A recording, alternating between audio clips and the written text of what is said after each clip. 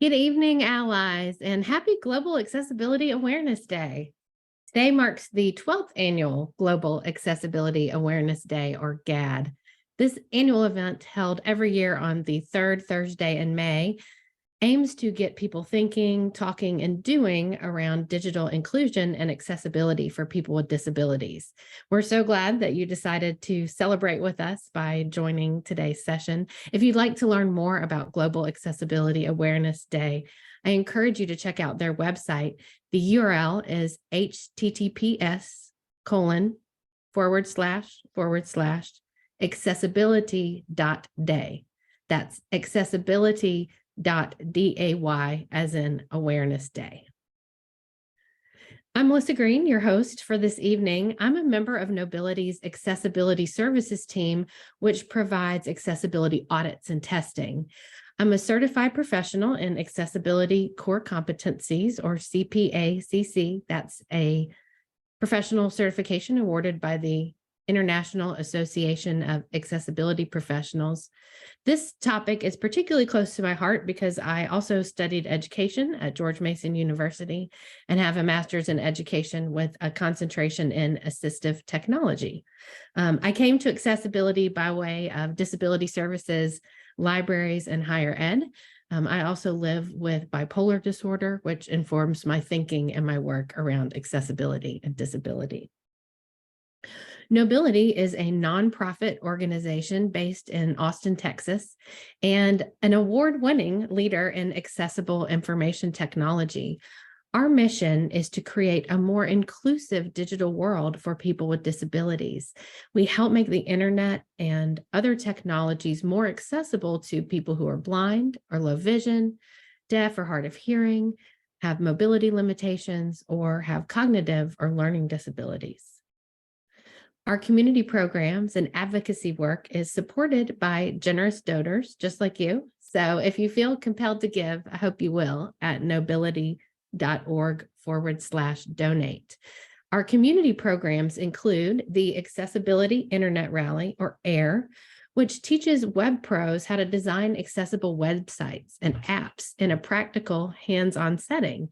Company or independent teams are trained and mentored while working with a nonprofit, artist, or community organization to build an accessible website.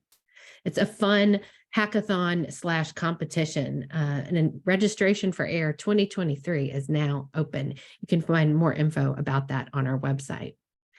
John Sladen Access U is an annual conference where tech professionals, content creators, policymakers, and advocates come together for deep learning in accessible digital design. We just wrapped Access U 2023. Last week, we had a great hybrid event in person in Austin and online. Knowbility helps teachers, students, and parents navigate the accessibility challenges that can come with a digital learning environment.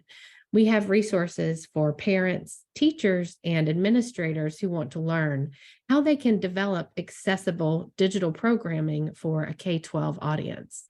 And finally, Be a Digital Ally, the program in which you're participating today, is our monthly webinar series that covers the basic skills and principles of accessible digital design.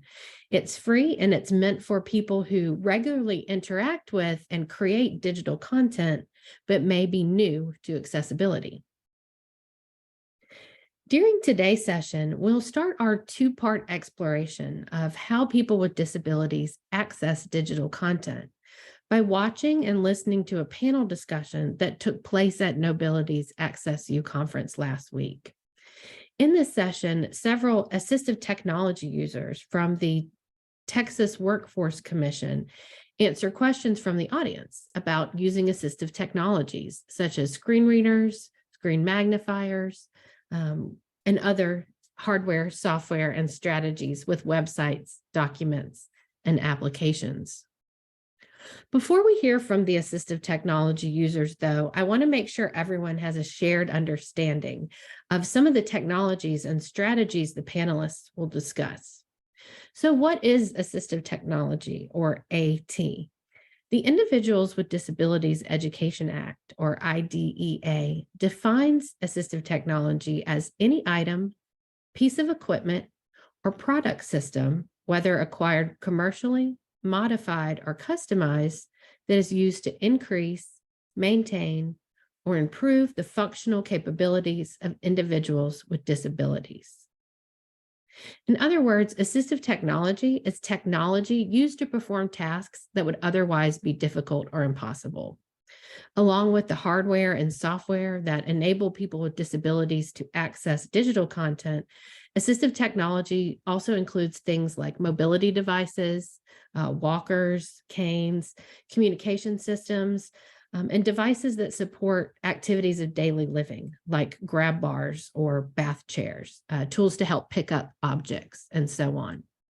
Some folks would consider eyeglasses an assistive technology because they enable you to do something you would otherwise not be able to do or have trouble doing without them, seeing. So under that definition, the umbrella is pretty large. Today, people interact with technology using thousands of devices. These devices include assistive technologies, or ATs, that allow individuals with disabilities to engage with mainstream IT. People who access IT include individuals who are blind and use audible or tactile output, like a screen reader that reads digital content using a synthesized voice, and refreshable braille devices. Individuals with learning disabilities, such as dyslexia, who use text-to-speech technologies that read aloud text while visually highlighting each word. Individuals with low vision who enlarge default fonts or use screen magnification software that allows them to zoom into the screen. Individuals with fine motor impairments who use assistive technologies such as speech recognition, head pointers, mouth sticks, or eye gaze tracking systems. Individuals in a noisy or noise-free environment who are deaf or hard of hearing and therefore depend on captions to access and understand content.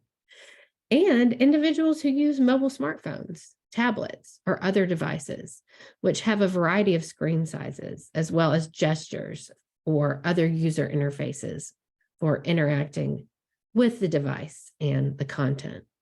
So many options available. And as we'll hear from the users today, not everyone prefers the same technology, just like some folks preferred an iPhone and others prefer Android. Some AT users might prefer to have text read aloud. Others might want to magnify it so that they are able to read it. So we'll hear that the variety in the technologies and strategies in our panel today. So now that we know what assistive technology is, let's hear from the panelists. So I'll be playing a portion of the panel discussion, sharing my screen and sound. If you have questions or comments, please share them in the chat as they come to mind. Let's make this an active discussion as we watch together. After the video, there will also be an opportunity to ask and answer questions using the microphone. We're using Zoom's automatic captioning feature today. If automatic captions do not meet your access needs, please let us know when you register for future sessions, and we'll make sure to provide what's needed for you to fully participate. With that being said, I'm going to go ahead and get the video started. One moment.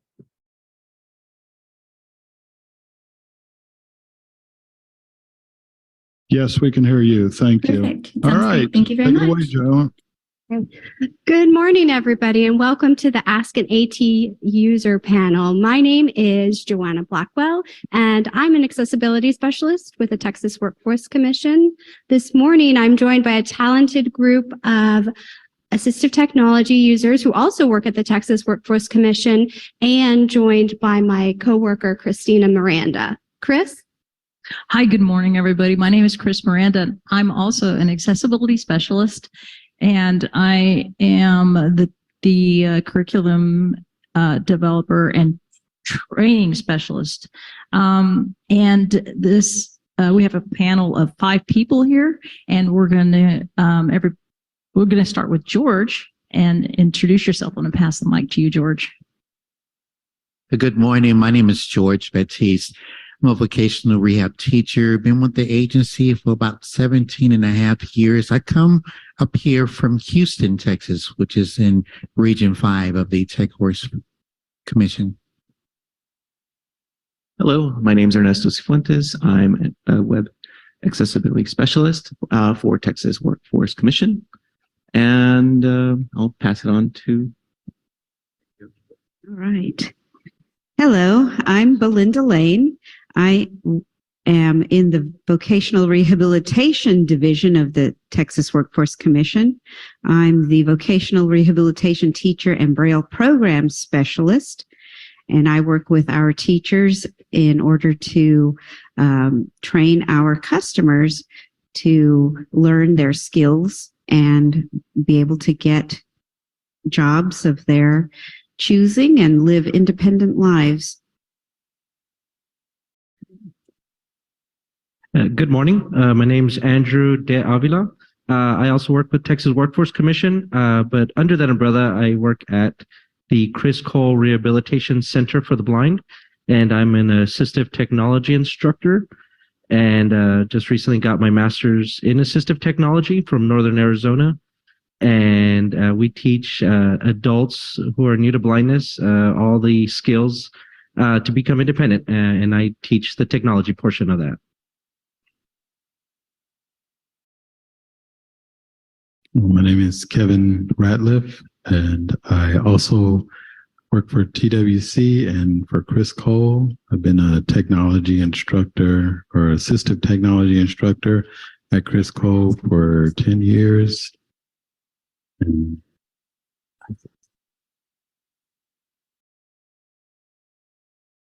And this is Joanna Blackwell again. Like I said, have worked at Texas Workforce Commission as an accessibility specialist. And I actually do have one other question for everybody here on the panel. And I guess I'll go ahead and get started. And that's about what assistive technologies you use in your personal and in your work life. So for those of you in the audience who can see, you may notice that I have Apple AirPods in my ears and I have an iPhone in front of me. That's because I'm using the VoiceOver screen reader to read some of the questions that we have for the panelists today. So in addition to using VoiceOver on iPhone, I use it on macOS. And I also use the JAWS screen reader, the narrator screen reader, and the NVDA screen reader. There are a couple that have screen readers that have gone the way of the dodo that I don't use anymore, but I've been around in the AT world for quite a while. So that's what I use when it comes to assistive technology. And I'm going to hand the microphone back over to Kevin. Okay, so this is Kevin Ratliff, and I use, so I have my Samsung computer here. It's a mainstream device, but it is I use JAWS and Narrator on it. I have various Android devices. I use Pixel 6 Pro for my daily driver, and I also have Samsung Galaxy S22 for work and personal. And I have all of their accessories, watches, headphones, and let's see, what else? And I use TalkBack on my Google and Samsung phone, and I use Chromebox on my Chromebook. I have a Pixelbook Go that I use daily or almost daily, and I think that's just about all the assistive technology that I have.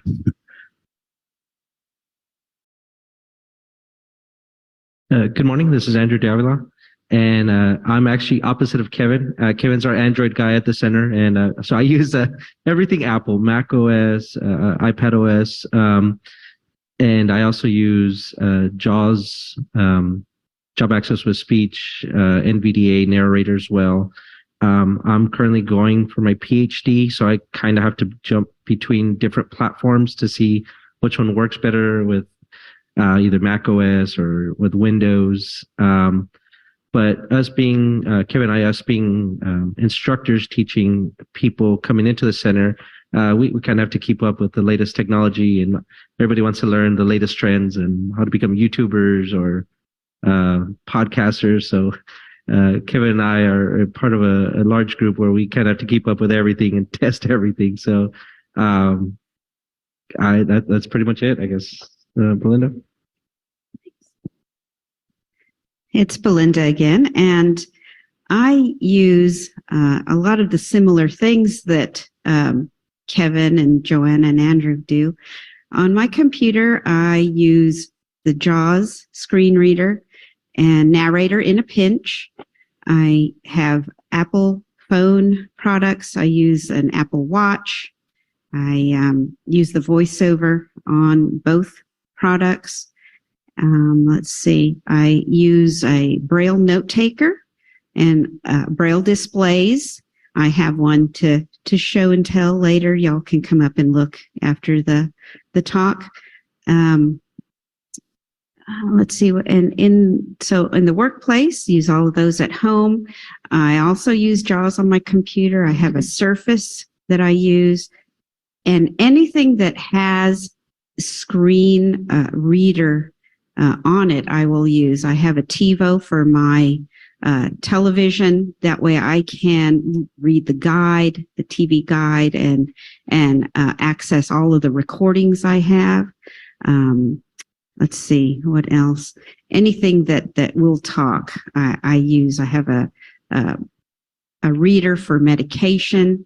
There are readers for money, but I use the phone, many phone apps I use to access different things. Aira, I use for its live description, so to speak. So if I need to set my washer and dryer, I can call them up real quick and say, hey, what is this set at?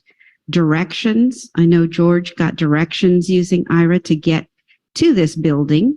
So many other things, and I'm sure George and Ernesto will tap on those too. Hi, Ernesto again. So work-wise, I use Windows with JAWS and Windows Magnifier. Found that basically I can do all my testing or my work. For Play, usually use the iPhone or Apple products with VoiceOver or Screen Magnifier. George?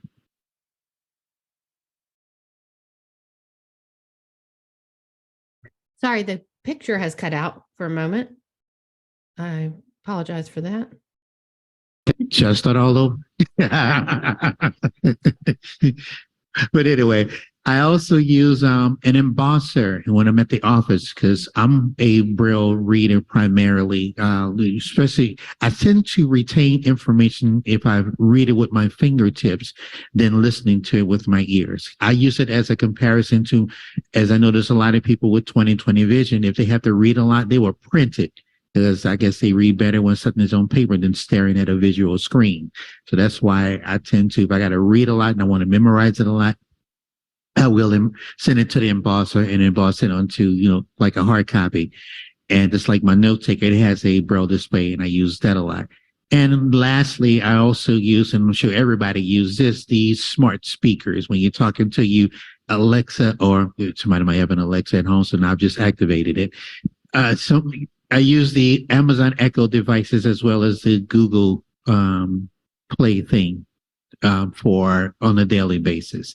And besides Aira, like Linda mentioned, I would also use Be My Eyes. I use everything. Whatever's available to me, I'm going to use it. And since I am a teacher, I also introduce and teach these things as well.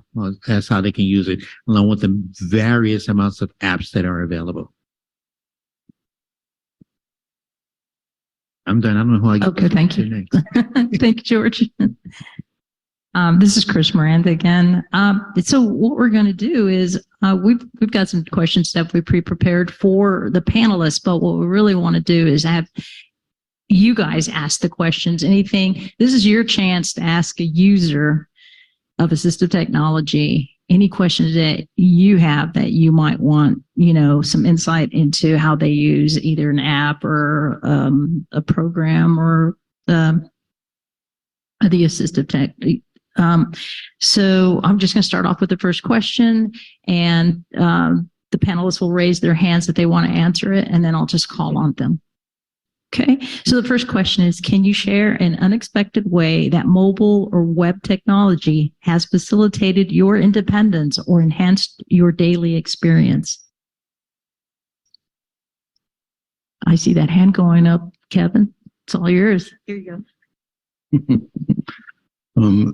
Mine is because this question is just seeing where assistive technology has come from, imagining, what I was going to do to live independently, how I was going to pay bills, and then to see those technologies, come to fruition, to be able to pay bills online, to be able to, write checks, through online banking, to be able to do so many things, all the way up to Ira and Be My Eyes and Lookout, which is computer-based assistive technology.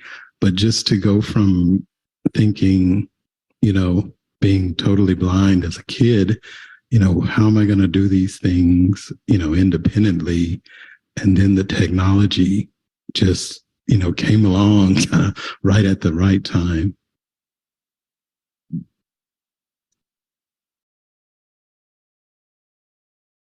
All right, Joanna.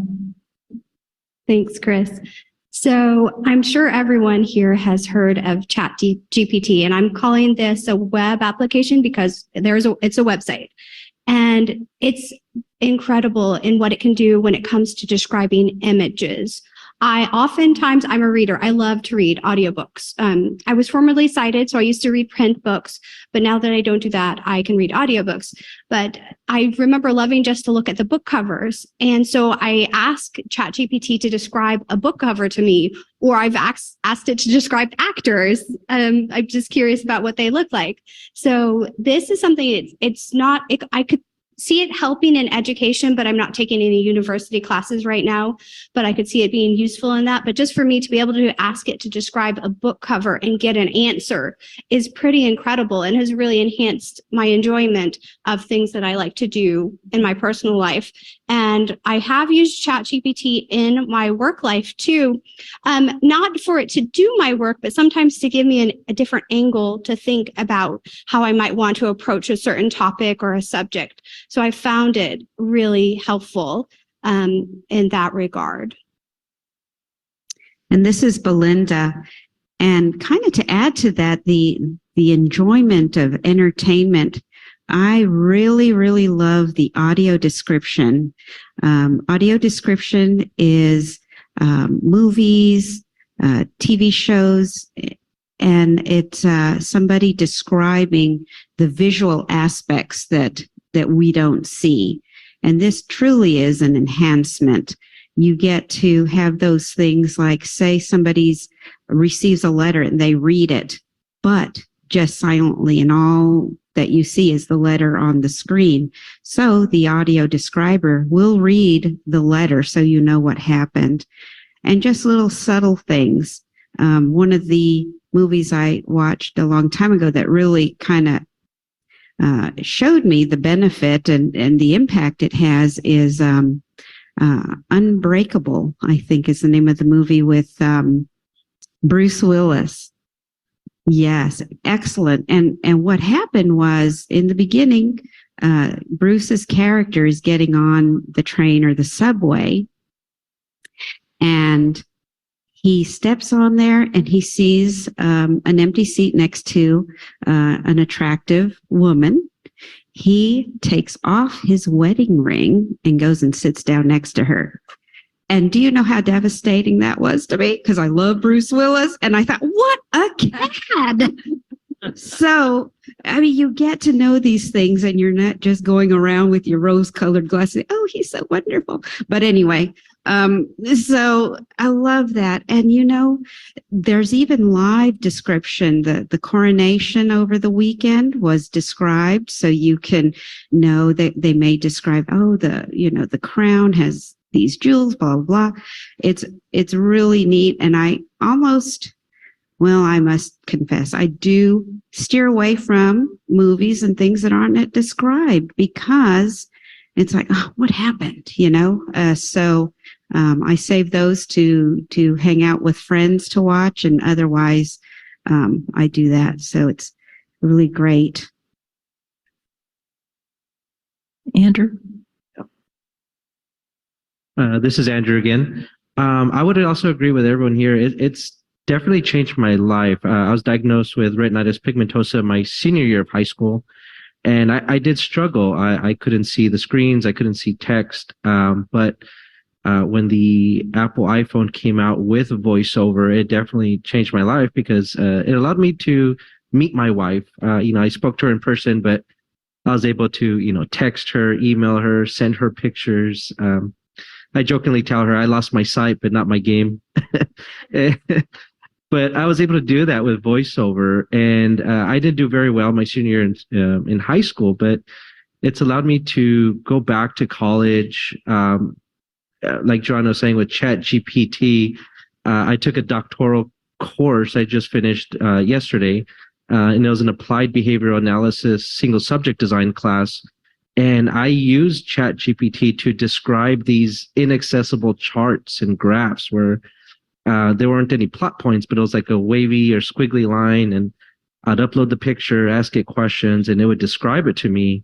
And I didn't have to rely on, like someone with sight, like my wife, or just anyone just having to just sit next to me and describe it, when I just could sit on my laptop and have this do this for me.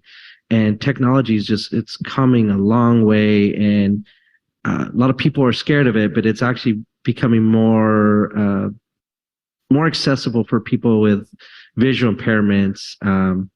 There's a person who took a picture of the inside of the refrigerator and asked it, "Can you make me a dinner recipe with these ingredients?" And sure enough, it gave this person a dinner recipe with the stuff that's in his fridge. And that can definitely help someone like myself or people on the panel up here, because sometimes we're having to do the smell test or look at things or what is this, and in technology is kind of helping us out in education, employment. So I'm actually kind of excited to see where this goes. I think George wanted to add. No, pass it down to George, please. Andrew. There. I basically just want to give a little bit more insight on what Belinda was talking about with the descriptive video. Because movies is my hobby. Every once in a while, I like to escape into someone else's imagination with all of the stuff that, we deal with on a regular basis. That's what I call it. So I enjoy movies. And back in, I was like maybe 30 years ago, AMC was like one of the first chain of theaters that I knew had offered this type of service. But it was only available a week later after the movie had come out and only on one screen.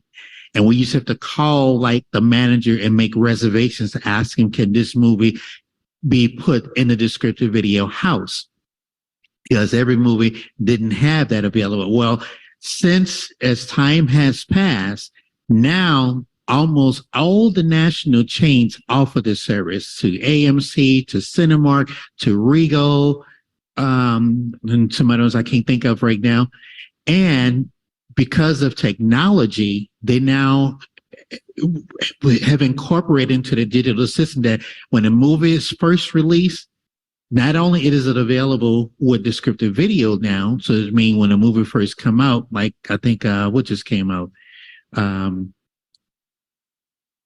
Marvel, it's another one. Oh, I cannot think of it. I just saw the thing. That's terrible.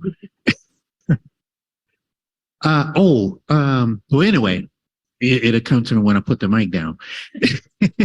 But anyway, it allowed me to take my 15-year-old to that movie. I don't have to wait to make a reservations, and the devices are available right when for on multiple screens. Like there are some theaters, they have to program it for that particular house. There's one theater that I go to now, they just have a headset that is equipped with both hearing impaired as well, hard of hearing as well as descriptive video. So you could turn one knob up for to get the description and one knob up in case you're hard of hearing. And I can go into any house. I don't have to go back, program this device to this movie. They have it available to whatever house that you're in, whatever movie you want to see, it will be available with that. And it also is now available if anybody, I'm sure a lot of us have Netflix, that if you go to the language selection, you can choose audio description right there, and you still have your visual, but as now you can also get the description. So that's with everybody. So I actually want to challenge those of you in the audience and those of you watching online. If you have like Netflix, just give it a try and see what it's like. Close your eyes and see how, with the exception of descriptive video, has now allowed us to say, those who don't have vision, yes, we also watch movies. I just wanted to make a comment on that too. It's that inclusivity. It really makes you feel great that you can just go like anyone else and see the movie at the same time as anyone else and have what you need to enjoy it to its fullest. I know, kind of similar to George, our Regal Cinema here would show the descriptive video. You either had to go to the matinee, the very first one, or the last one. And it's like, I don't want to go there with all the kids. And, that's beyond my bedtime. So it's great. It's offered at every showing of the movie all day. Guardians of the Galaxy. Thank you, you guys. This is Chris again, and just wanted to give the audience a chance to ask any questions to the panel. If you guys, there we go. And I'll also note that for online users, if you go to the reactions button and raise your hand, we'll unmute you and allow you to ask your question as well. Thank you. Hello, it's on. The question is about the apps and whatnot that you rely on. I mean, you mentioned many pieces of software. Some are very high profile, like screen readers, but some are more niche, like a custom app to read medication or money or whatever the case may be. And I'm wondering if you've ever relied on an app and then had it let you down, because sometimes apps don't get maintained or they get discontinued completely. So have you had any experiences like that? Yes, that's it can only go so far. That's why we use so many different things. One of the other apps I use is Seeing AI, and it's similar to the Aira that has the description, but it's more like an OCR. So I can, when I want to know, okay, is this can of beans or is it my peaches or whatever, you can scan and it'll read you whatever the label is.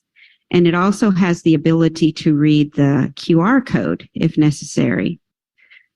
Sometimes it's terribly slow and you just want it now. And then sometimes it just won't do it at all, depending on what maybe the material is shiny or, all kinds of things. So yes, we do encounter those drawbacks. And one of my main pet peeves in this is just, I don't think it has anything to do with accessibility, or maybe it does. But gosh, when you make the hardware and you turn it on, make it do a beep or a sound. All it is, is the light on? Well, I don't know. And especially cable companies, it's the worst. TVs are horrible. So you have to lift up your Seeing AI and see, is the thing on or off? But yeah, who wants to go next? George? I actually am someone who don't have any vision at all, and I do my own grocery shopping. And I don't have it delivered to me. I actually go into the store to get the stuff myself, because when I'm shopping, I like to put my hands on it. I mean, I can get like a written description, but to me, it's still not the same when we put my hand on it. Now, the two drawbacks that can occur is I can go into a particular store, and if I'm going to use Aira or Be My Eyes, I may get poor cell reception, and sometimes it breaks up. And so I lose that part of the service being provided to me because they may be either a lag, meaning they probably don't get the image to them for like maybe 5 or 6 seconds down the line, or they just lose the visual, be frozen. And so that can happen. Or if I'm using the CNI app and using the product portion of the app, which means it'll scan the sticker and it'll tell me like if I'm getting like a pack of ground meat, how many pounds it is and what the ingredients are. If the sticker is kind of old or have gotten wet or been rubbed out, it'll tell me not recognized. And so now if I'm at a particular facility that do not provide assisted shopper, then I have to either interrupt another customer who's shopping or just wait till I get to the checkout and ask the cashier, does this say so-and-so? And depending on what store I'm going to, depending on how busy it is, they probably would go and get me exactly what I need, or I'd be just to come back a second time. So those are some of the drawbacks of the apps that we use to enhance our independence that could probably feel as at an unopportune time. Joanna? Thank you. Yes, there are apps that are very useful or have been very useful, and then they do go away. Maybe the developer just can't sustain the app anymore because they're not getting paid, or there's just some other reason the app, just goes away. And as assistive technology users, especially as blind assistive technology users, we know we can't always count on our technology.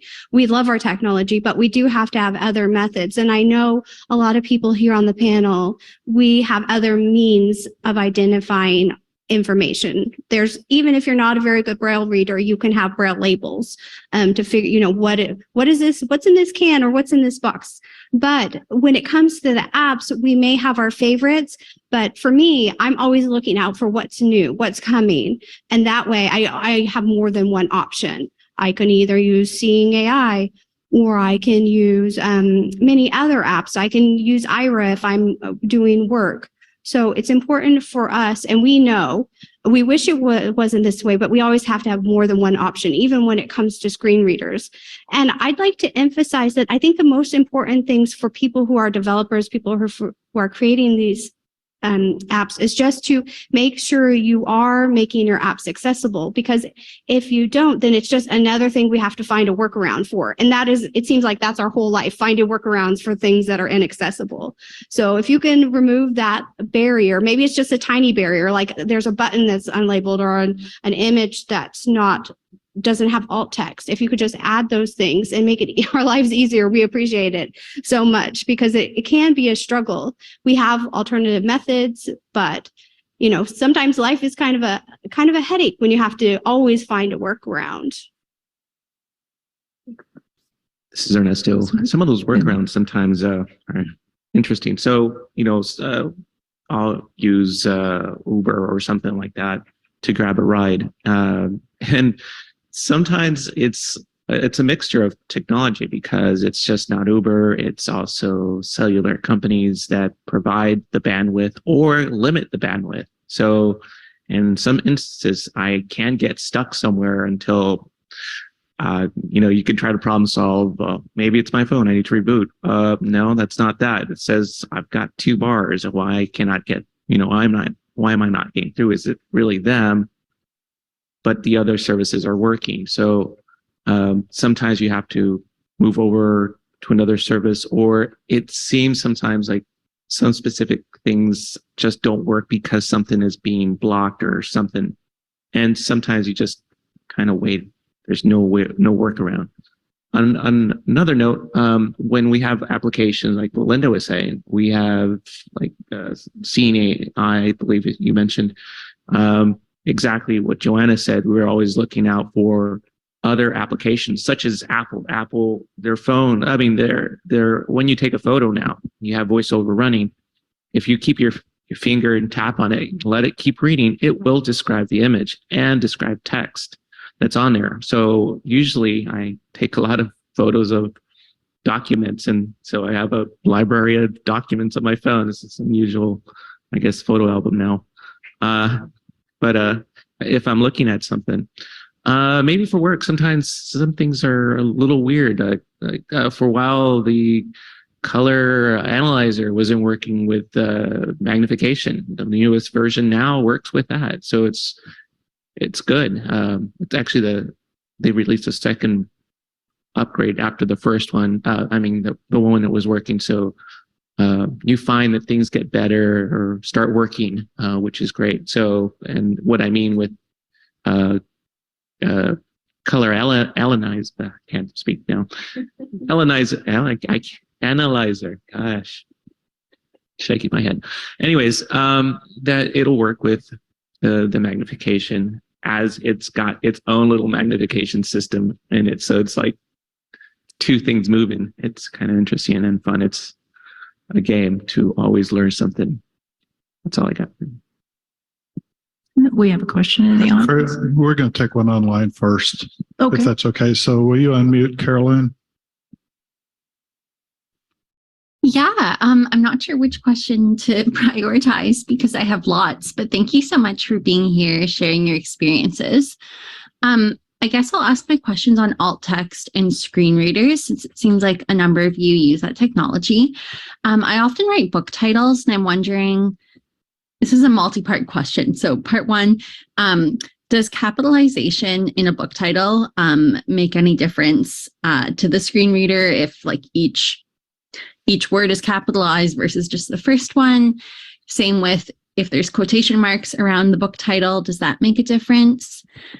My second alt text question is if you're writing a time signature, for example, like this event is 6:15 to 8:15, or text reads because you're doing alt text for a poster, what's the best way to write those numbers and like the dash between them and the hyphens so that they're read correctly? Yeah, those are two to start with. Thanks. All right, Joanna.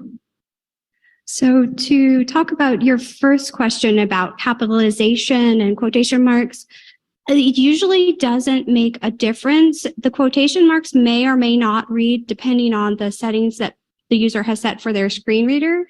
Normally, on what we call the beginner level, it will read those, but a lot of people have changed that. So if the quotation marks are important, you'll want to include them because as screen reader users, we can read character by character, word by word.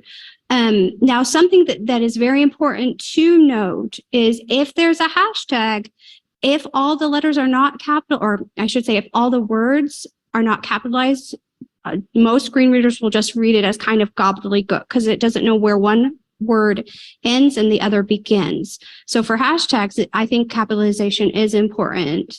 So that's one thing to keep in mind. But as for the titles and the other part of your question, it shouldn't matter if you capitalize or don't capitalize. Of course, if the book title is actually capitalized, the letters are capitalized, I'm not quite sure why you wouldn't capitalize it. You want it to represent whatever is actually shown in the printed text. So that would be important. And the other question was about, I'm forgetting the other question. Could you repeat your Numbers. second? Specifically timestamps Time signature for yes, like thank an you. event. Yeah, so you should usually be able to write the times. So if it's, let's say, 6 p.m. to 8 p.m., I usually just type out 6:00-8:00 p.m. And then if there's Central Time or Eastern Time, whatever, just put that as well. And that should read just fine. Instead of a dash, you could write TO to 6 to 8 p.m., for example. And that works for me. Anyone else want to add? Yes, this is Ernesto. So periods, commas do make a difference. There is a slight pause. It does change the way it says things. As for dates, rather have an actual, March 2nd rather than a number, something that you can hear audibly well. Just that's my 2 cents. 2 cents. Oh, George has one. Just one. A lot of, not only us, but even sighted people, when they are sending a text message on a phone, sometimes they may type or they may dictate. And usually when I receive text messages, I can tell if someone has dictated, whether they're going to speak punctuations or they're just talking. Because when they're just talking, it makes it one big, long run-on sentence that the screen reader, the voiceover is just reading. But somebody like me who's mindful of that, because I was a journalist major, even if I'm going to dictate, if I choose to dictate, I actually will speak the punctuation so that it will look like real sentences. And if I happen to put timestamps in, like meet me for lunch at 12:30 p.m., I will have to go back and probably put 1, 2, put a colon between the 2 and the 0. I mean, the 2 and the 3. So it will say 1239, 1,230. So that's where the colon comes in play, that if you're writing something, if anybody's going to be using like a screen reader to read that, those are important for it to read out loud so they would enunciate it correctly. Yes, I agree with that. And one rule of thumb, I think, for alt text, if you're describing something, is keep it simple. You don't need a whole lot, but it needs to capture what you're trying to describe. And as far as formatting of numbers and such, using the appropriate formats, like for instance, phone numbers, it's irritating to see area code 512.231.0867. The hyphens sound better when your screen reader reads it. It reads it as a phone number rather than an IP address. Also, in the example of the book title, like Joanna said, just write whatever. Well, if it's already there, you're reading it. But so the capitals, unless it's just something, I don't really care what the font is. I know that the title, Gone with the Wind, I don't need to know that, the word wind looks like a gust of wind. Well, maybe some people like that. I don't know, but keeping it simple. And like George said, use the punctuation. If you are describing something, make sure you do put a period in there so that there is that pause, things like that. All right. And to touch on what everyone has said also using your tools in your ribbon are actually very helpful. Inserting those date and timestamps, the numbering. I know me going back to school, reading long text. I know you're labeling your headings, your heading level 1s, 2s, and 3s. That's actually very helpful with someone using screen reading software. We actually have control over what we want to read using, say, Job Access to Speech, JAWS. We could have it read some, most, or none on punctuation. But we have control over, how we want to customize that reading. But making sure that you do it, though, on the front end is going to be very helpful, those periods, those commas. But if you're wondering, like, was this going to be accessible? A lot of times just using the tools in your ribbon, inserting those numbers that way, the dates, the times. Majority of the time, the screen reading software will read that in Microsoft Word. And Kevin, I don't know if you wanted to touch anything. Okay. Thank you, guys. Belinda, did you have something else? Okay. I just wanted to add on for the alt text, and we'll get to you next. Okay. From my experience, I've seen that in the alt text, I've seen people actually put instructions in there. And if this is still true, you guys, but the screen reader reads the alt text all at once. There's no reading word by word. So you can't stop it to pause and go, okay, and then the next. So you don't want to do that. You want to put succinct description, and you can put you can make the description really describe the photo, and you can make it shorter by not adding this is an image of, just write what it is. Yeah. But just remember that the screen reader will read it all at once. So can we, I don't know if yeah. Thank you so much for all your great answers today. My name is Maddie. I'm a cisgendered white woman with brown hair and glasses. I am asking this question from the position of hoping to get into auditing websites and apps. So I'm very curious to know which industries are creating really accessible and usable websites and apps, and which aren't. I'd love to hear, which industry to go into to start auditing websites for usability. Thank you. Oh, Joanna. So that's a hard question to answer. Which industry is doing a good job of making accessible websites? It runs the gamut across all industries. Some companies are good and some companies are not good, and it really doesn't matter what industry it's in. I've seen good banking websites and terrible banking websites, good shopping sites and terrible shopping sites, and everything along that line from good to very bad. So I don't know that I can answer that question. Do we have anyone else who wants to talk about? Oh, okay. Kevin. This is Ernesto. So maybe a couple that I've just seen them do a really good job. Actually, HEB, which is local to Austin and most of Texas, I guess lower Texas and stuff. They have their app is amazing. They actually do a pretty good job. I don't like shopping. I don't like going to a grocery store because it's really difficult to find a can or something. I got to go by color. I don't go by words. So I got to look at this general symbol or the pattern it'll build over and over. That's what I'm looking for when I'm shopping. And it's so having an app like that, it's just great. They do a really simple, straightforward job of ordering food.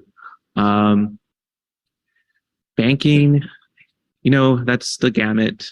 Can't really, even Amazon's done some terrible things here and there, but then they fix it. They're always kind of messing around with the website. Audible, I always like what Audible's doing or from the past, and they've done the same. Of course, Amazon now owns that. Does anybody have some other? Oh, here you go. Kevin. Like Joanna said, it kind of spans the gamut. I do a lot of usability testing. And so the industries that I've noticed that kind of tend to pay a little more attention is banking, insurance. So most of what we would consider, I guess, major banks tend to at least give a nod toward accessibility. They probably have some user testers. I've used, Chase and Bank of America. I've used Wells Fargo with no problem at all. Each might have a different approach, but they are trying to make the app user-friendly and accessible, which sometimes the website might be accessible, but not so user-friendly, like an Amazon. It's just too huge. But then other websites, other companies will have an alternative site. So sometimes you go to the mobile version of the site, or Amazon has like an accessible version of their site. And then they might also have something like disability support where you can just call in if you're not able to manage it with your screen reader. But I've done a lot of testing for insurance sites, big and small, or large and small, shopping, HEB, Kroger, different things like that. They have lots of other things that are helpful to the mainstream as well, like instructions, like preparation instructions and things like that. So it does span the gamut, but the insurance, the banking, medical, I've seen more of those websites those companies try to make sure that their site is both accessible and user friendly, or they care about the usability as well. This is Belinda, and I agree. So the banking industry has some very good ones, more better than the others. All the credit card companies have an app, and their websites are really good. Discover, American Express. I have them all on my phone. You can do everything with the phone now, and it's very accessible. The medical, which Kevin just touched on, a lot of those are really good too. Nowadays, go to our patient portal. Everything you have to do online now. And luckily they are making them pretty accessible. And that's really neat to be able to go into one of your patient portal sites and independently and confidentially look at your own information, test results, if you want to look at the test results, or your doctor may comment on things. So that is a really neat advancement in that industry, I think. Now, there are shortcomings. Sometimes the whole thing will be perfectly accessible until you get to one spot. And I have to find one of my sons or somebody who can say, hey, can you make this move on? Because now I'm stuck. And it's a visual thing, especially those, what do they call, the CAPTCHAs? Those are a nightmare. And they say, oh, here, use a Audible one instead. And then, well, what part of the Audible do I use? Do I use the garbly stuff? Where does it end? And I'm kind of thinking maybe if you just put anything in there, it takes it. So I don't know. Maybe I've cracked the code, because if because if it says the number ones are hard because I have to write them down. 7, 6, 3, and 4, 5, and sometimes I might leave off one and it still works. So I don't know. But just sometimes the whole thing isn't quite there. The entertainment industry has come a long way. The apps, Disney Plus is fabulous. Netflix, Peacock is a nightmare. HBO Plus, another nightmare. But what was the other one? And the reason they're nightmares is because you have to swipe 100 billion times to get anywhere. And like Andrew or Kevin said, the headings really help, even in the apps. If you can jump from heading to heading, that really, really helps the experience.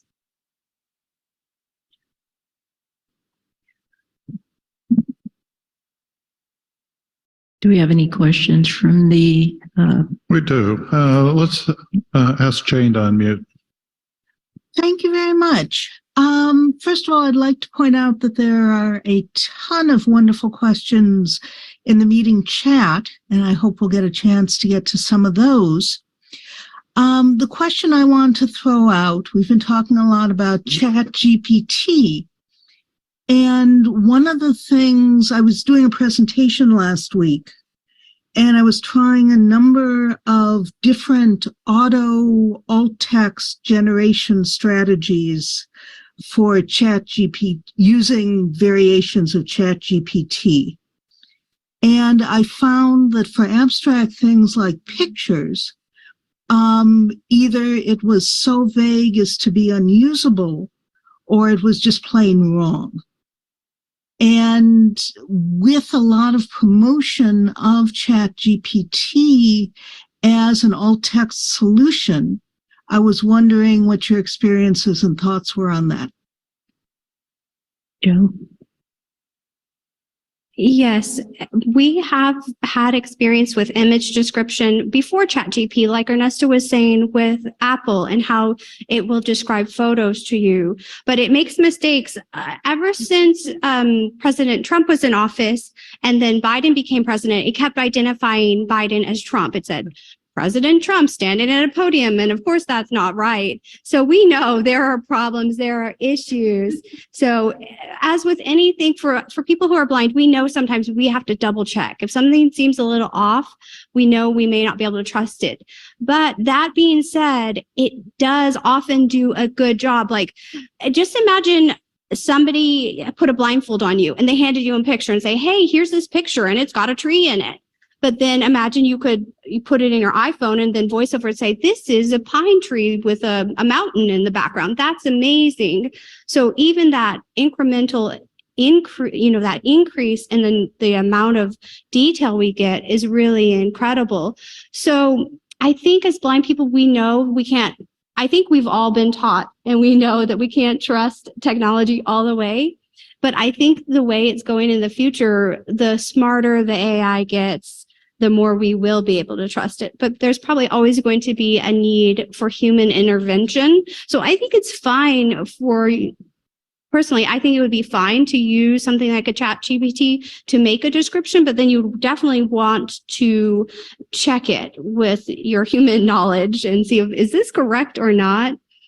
Now, I would like to say we do like alt text to be simple, but this is my personal preference. I love as much detail as I can get about an image because it's really a personal thing. But for me, even though I'm blind, I'm a visual learner. The more detail you can give me about how something looks visually, the happier I am. So that's just my personal preference. And so obviously not all AT users are the same. And it's really, it would be nice if there were options like here's a simple description, here's more detail. And this brings to my mind, and it's sort of related to ChatGPT. There's an app out there called Be My Eyes, and they're actually working on something called a virtual volunteer, and they're going to be using ChatGPT where you can take a picture of, let's say, a box dinner or something like that. And it will tell you what that box dinner is. You can ask it questions like, what's the nutritional info? How do I cook this? And it will answer from the pictures that you took of that box, which is super incredible. So personally, I'm very excited about these options that are going to be available to us soon. But as always, we have to be careful not to put all of our trust in technology. So I know that was a very long answer. Anyone else want to take this one? This is Ernesto, just real quick. So as these newer models get better at describing, and you're going to find some that we're going to work a lot better. Some of the things that are coming up that are really interesting is, so if you have a picture, I know this is more about alt text, but if you have a picture and you want to look, let's say you want to investigate the picture a little bit more, so it'll give you a general idea what the picture is about, is that you actually interact with the picture. Oh, what's in the background? Oh, so there's trees. What kind of trees are those? And it starts identifying a little bit more information. And that's what's really interesting about some of this technology, is that you can get a general idea what's going on and then focus in on the there's maybe a table off to the right and people are eating or something like that. And then it starts describing some of the people. Now that's really interesting, I think, for a blind user, because you realize there's another world going on that you captured somehow in that photo. And this is Kevin. I have had a lot of luck with the with the image descriptions built into Chrome and to Edge, and being able to check them against, a couple of other sources or maybe someone cited. So obviously I can't upload, every picture that I have to that service, but using that has been, so I haven't had a lot of experience with the Chat GPT. I've used the Google Bard for some things, but not for so much for the image descriptions. But another thing that has been impressive is if I double tap and hold and go to details on a image on Facebook, it will, I can go to more details and it will tell me where things are laid. If there's a sun in the right hand corner, or if there's balloons ahead, so you can get more than the description that it generates automatically. So those are some of the other ones. And then if you pull a picture into, Word or PowerPoint or whatever, it can try to do an automatic image description as well. So we've had some services before the chat options came along.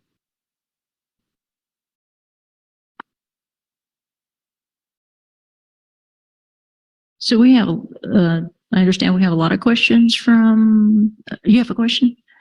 But we also, okay. Hi, my name is Paige. I was curious, in your educational experiences, either as a student yourself or if you have students, are there any assistive technology advancements that exist now that have been especially impactful in a classroom or school setting, or would have been especially impactful to your personal experience? Anybody want to take that one? Can you repeat the question? Sorry.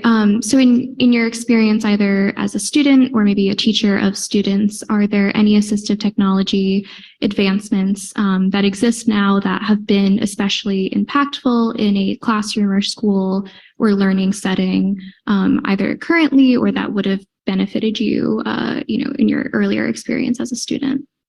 So, it's kind of interesting. At least at college years, this was when technology was still ramping up. But let's say if I was attending school still, going to school is still challenging. And a lot of the things I find, or when I used to teach, is that some of these kids would come back with little knowledge of how to really use your screen reader. That was one thing. Another thing was just inaccessible content. So when you mix both, sometimes there's two things going on, and unfortunately that's sort of our world sometimes. But so screen readers have been just incredibly helpful, as we can all say.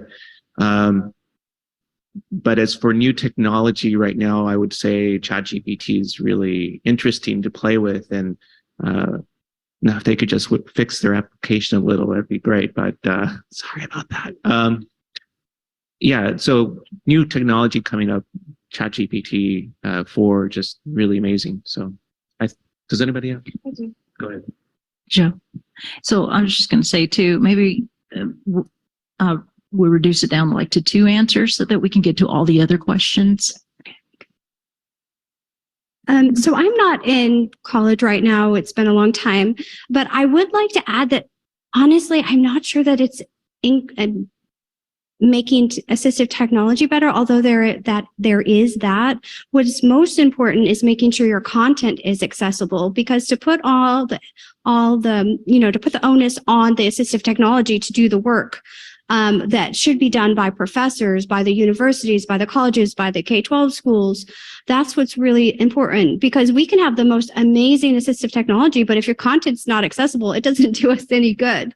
So I think this is one thing that's really important. And I appreciate the question about the assistive technology, but sometimes, and this may just be from lack of experience from developers, content creators, teachers, professors, but they think that just because you have this amazing assistive technology, that obviously you can just do the assignment, even if it's an inaccessible assignment. So that's just something to keep in mind. Okay. And you said we had. Yeah. So Amber asks, what are the most frustrating experiences when navigating a website or app, especially with something like insurance, healthcare, or other information-heavy products? Got a story about that. CAPTCHA, 5 months to fix a CAPTCHA. And this is, house insurance. So, not house insurance, but house payments. Just trying to make your payment. So you got to go through this Sideway portal or whatever, instead of going in, creating an account, which you cannot create an account because you can't just call in. You have to go through their portal thing that has a CAPTCHA that you can't access. 5 months. Finally fixed. Maybe I'll just leave it at that. Okay. And we're going to go ahead and go through the questions. Okay, I'm going to unmute Carolyn again. I just have another question. Sorry, I have non-alt-text questions, but just especially with the whole panel here. As screen reader users, what's your preference for descriptions of race, and specifically skin tone when race is unknown in alt text? Because I've seen Cooper Hewitt says you should say light, medium, dark skinned if race is unknown to decenter whiteness. But then I've also heard folks who don't like hearing that. So just as users, what is your preference? If race is unknown, obviously, if it's known, then you state it. Oh, Joe? So I personally like light, medium, and dark skin tone. I think that's actually good, even if you know this quote unquote race of a person, because people may identify as a certain race or ethnicity, but that doesn't mean that their skin tone matches whatever people think. It's all very stereotypical is what I'm trying to say. So I think I like to know about people. I'm curious about visual details, so I think it's fine to describe, but I don't think that we need to go on and on about it. So light, medium, dark is good for me. Anyone else? I sometimes, and it's interesting that when people describe themselves too. I personally don't like doing that. I think it's really more about the person than the actual what is going on. So it's not information I really need. That's my take. Yeah, I think it's all individual, but I'm with Joanna. Just a little description helps. If it's in an alt text, pictures, I think the light, medium, dark is good enough. In the iPhone, in your little icons, it does that. I wish it would just let you do just the silly line drawing or whatever. I don't want to have to waste my time picking in there. Which one is it? Or, but yeah, for your alt text, I think, yeah, that's good. And you're going to get everybody, the gambit, those that appreciate a description and those who don't really need a description. Any question from the live audience? Or from Related comment. Oh. So I have a related comment, and it's about gender expression. So for me, what I've noticed lately is the audio description. Oftentimes it stops saying a woman, a man, it would just say a person, which is fine because we don't know how people identify, but I would like to know what they're expressing with their appearance, because is this person expressing as a woman or a man, or maybe, non-binary? That would be nice. I honestly would find that helpful, but this is just my opinion. George and George has his hand up. It does depends on the setting, like related to movies. If I'm listening to the audio describer, and I will admit, depends on the particular actress. If her voice sounds appealing, yeah, I want to know everything. So I found myself sometimes Googling if I know the actress's name. What's the height, weight of so-and-so? So, because I want the real picture. I want to be on that playing field like you guys. Y'all have the ability to look at the screen. You can tell if this person is very curvaceous or this person is very slender. A good example, I watched a Netflix series called The Night Agent. And throughout all of these 10 episodes, one of the evil persons, they kept describing the lady as the hazel-eyed female. And that's all they said. I don't know if the hazel-eyed female was somebody who was Mexican or somebody who was Caucasian. I don't know. I don't have the ability to know if hazel eyes is limited to a particular race or not. And since they never spoke the name in all 10 episodes, we don't know what the person's name is. So I can say who played so-and-so in that role, because all the description says is the hazel-eyed female. So I said a lot of stuff just to say it depends on the setting. Well said. All right. Hate to cut things off there because our panelists, I don't know about you, this is the second time I've been through this panel and I've learned more things each time. I think it's just been a really rich discussion with our AT users sharing their needs and preferences around AT. Let me switch us back over to our slide deck. So we've left a little time at the end of our time together for questions. We've been doing some questions and comments through the chat. I messaged Julianne a few minutes ago and told her I felt like I was hosting pop-up video, if any of you recall that show. sharing content and information throughout the session. But what questions do you have? What comments or thoughts would you like to share at this point? You're welcome to do that in the chat or raise your hand and I will call on you.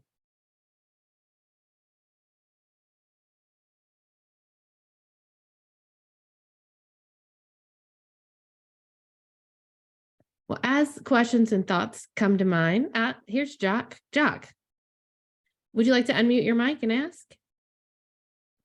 Yes, I sat in on a Knowbility webinar this morning, and Nick Steenhouse was there with 2 other people, and I got great respect for him. I just read what I wrote to him. I said, again, it has to do with alt text. Nick writes, you see, John Peterson said, should alt text be short so as not to go past a character limit? Or for instance, if an image has a lot of text on it, should alt text include the text regardless of the character count? ? And then Nick wrote back, you can put more text in alt text than becomes useful. In other words, you can overdo it, he says, in part because navigating long chunks of content is difficult to navigate with a screen reader, which is also true. It's often recommended to put longer text descriptions outside of the alt text. And my question was, Nick, please explain, where does this longer description go? And then he answers, there are many ways to handle this, and it depends a lot on your context. So if you guys could just help me, what does that mean? There are many places it can go. It all depends on your context. Where do I put it if it's long? Yeah, so I shared kind of earlier in the chat. It's buried now, so I'm going to share it again. So a lot of this work that we do around digital accessibility is informed by the Web Content Accessibility Guidelines, WCAG. And there are one of the resources that the W3C Way provides is a collection of techniques for achieving conformance with the guideline. So all this to say, I've provided a link to a page that has a bunch of different ways that you can provide access to alt text outside of the alt attribute of the image element. It can be as simple as just providing the description in the context of the page, or creating a standalone page that has the description on it and linking to it, or it can become much more complicated. Again, kind of like Nick said, depending on your technologies that you're using, what you're trying to accomplish. But I think that list is a good start for getting some ideas about and inspiration for different approaches to providing image description. Okay, I'll copy that. That's good. Thank you. Yeah, sure. So I see another comment in the chat. I would like to expand on the gender issue. It makes me uncomfortable to write young man or young woman when it's necessary to include in alt text. Are there any rules I'm not aware of? I sometimes feel uncomfortable with this as well, just because I have to figure out what's relevant. If I'm the content creator, so if I am designing a presentation and I choose to put an image of it, I know why I selected an image of, let's say, a group of students. Let's say I put the image there to show the Student Recreation Center that was recently renovated. I would probably just describe it as like students using recreation equipment in the newly renovated center, as opposed to a young man or a young woman. Because in that case, I think what's most relevant is that they're students, not necessarily what their gender is. I might describe someone's age or gender if I felt like that was relevant to, if that was the function of the image, if that was the purpose of including it. Oh, these are women who were working in factories during World War II, for example. That would probably be relevant in a historical context, that, you know, there was a sort of cultural change during that time and more women moved into the workforce. So it's something that makes me uncomfortable as well, but a good sort of guidance for me when describing images is just what's the function of this? You know, what's the purpose of it? What do I want people to know or do as a result of seeing this image? And that usually informs my description. Sometimes that might include personal characteristics like age, gender, race if I know those things, and other times it might not. So I know that's kind of one of those unsatisfying "it depends" answers, but it really does depend. So we are just about at the end of our time. We were together for a long time today. I'd like to thank you so much for joining us and choosing to celebrate Global Accessibility Awareness Day with Knowbility. Coming up next month, we will continue this journey into how people with disabilities access digital content. Part 2 will happen on Thursday, June 15th at 5 o'clock Central. You can find more information about that on the Knowbility website. So thanks again, and we look forward to seeing you next month. Have a great night.